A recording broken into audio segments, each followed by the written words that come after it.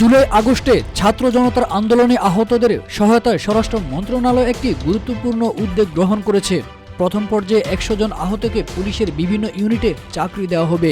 ভবিষ্যতে এই সংখ্যা আরও বাড়ানো হবে।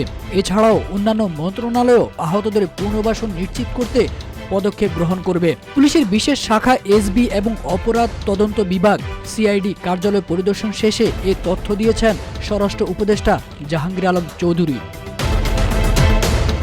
স্বরাষ্ট্র উপদেষ্টা বলেন, এর আগে ১,০০০ শিক্ষার্থীকে ট্রাফিক ডিউটিতে নেয়ার জন্য প্রপোজাল লেটার দেওয়া হয়, যারা ৩ থেকে ৪ ঘন্টা ডিউটি করবেন। এখন পর্যন্ত ৪০০ জনকে অন্তর্ভুক্ত করা হয়েছে। এর বাইরেও ট্রাফিক ডিউটিতে কাজ করার জন্য আইন শৃঙ্খলা বাহিনীর অবসরপ্রাপ্ত সদস্যদের নিয়োগের জন্য প্রপোজাল লেটার দেওয়া হয়। লেখাপড়ার পাশাপাশি শিক্ষার্থীদের ট্রাফিকে কাজ করার বিষয়ে এক প্রশ্নের উত্তরে উপদেষ্টা বলেন, তারা যেন পড়াশোনা ঠিক রাখতে পারে সেজন্য তাদের সময়টা কম দিয়েছি। তাদের একটা সম্মানীয় দেওয়া হচ্ছে বলে জানান তিনি।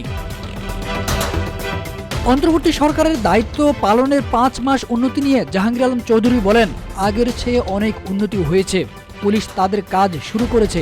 ৫ই আগস্ট আওয়ামী সরকার পতনের পর পালিয়ে যাওয়াদের বিষয়ে তিনি বলেন, ৫-৬ আগস্ট কোনো সরকারই ছিল না, তখন অনেকে পালিয়ে গেছেন, সীমান্ত পাড়ি দিয়ে প্রতিবেশী দেশেও। তখন তো আমরা ছিলাম না, তবে আমরা সরকারে আসার পর কেউ পালিয়ে গেছে কিনা সেটা বলেন। এরপরও যদি কেউ গিয়ে থাকেন বিষয়টি আমরা দেখব। তারেক আজিজ খান, রূপালী বাংলাদেশ।